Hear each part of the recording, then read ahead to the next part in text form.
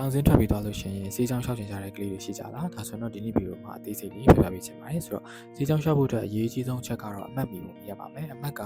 ဒီနောက်ပိုင်းခွဲဝေပုံရတော့เนาะဘာသာဆောင်က450အထက်ရှိပါမယ်ပြီး3ဘာသာပေါင်းက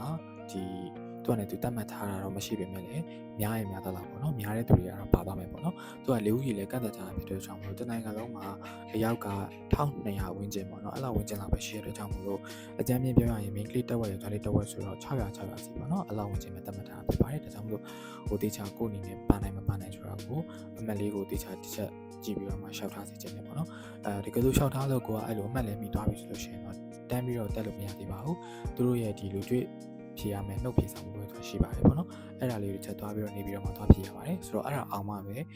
ရောက်တက်ရောက်ခွင့်ရရှိမှာပေါ့နော်ကိုယ့်ရဲ့ဒီကျောင်းခွဲဝေပုံကတော့စစ်တစ်စစ်နှစ်ခွဲတာကြတော့ဒါကတော့သူတို့ရဲ့စာစစ်ဌာနမှာမူတည်ပြီးတော့ခွဲတာဖြစ်ပါတယ်ဆိုတော့အဓိကသွားမဖြေခဲ့ဘူးပေါ့နော်အဲ့လူတွေ့ဆောင်ပြီးတော့သွားမဖြေတဲ့သူတွေကလည်းစေးချောင်းတက်ခွင့်မရှိပါဘူးဆိုတော့အဓိကကကိုကအမှတ်လဲမိတယ်အဲ့လိုမျိုးဖြေပြီးတော့အောင်မှပဲတက်လို့ရမှာပေါ့နော်ပြီးလို့ရှိရင်ဒီစေးချောင်းကိုရှောက်လိုက်လို့တကယ်လို့အမှတ်ကမမီလို့ပေါ့နော်ပြုတ်သွားခဲ့သည်ရှိတော့တခြားဦးစားပေးတွေရှောက်ထားဖို့အတွက်အရေးကြီးပါတယ်ဆိုတော့အဲ့လိုမဟုတ်ဘဲနဲ့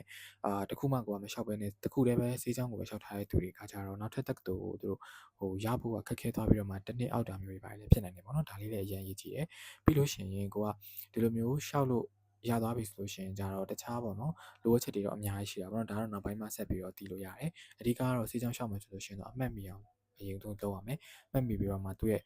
ထပ်ပြီးတော့တစ်ဆင့်ထပ်တိုးသွားရမယ်နှုတ်ပြေဆောင်မှုပဲကိုတခြားပြင်နိုင်ရမယ်ပေါ့နော်ဒါဆိုလို့ရှိရင်တော့တက်ရောက်ဖို့အတွက်ကမခက်ခဲပါဘူးဆိုတော့အဲ့လိုမျိုးလေးရှိပါတယ်နောက်ပိုင်းမှာလည်းဆက်ပြီးတော့ပြပြပေးပါမယ်ဘိုင်ဘိုင်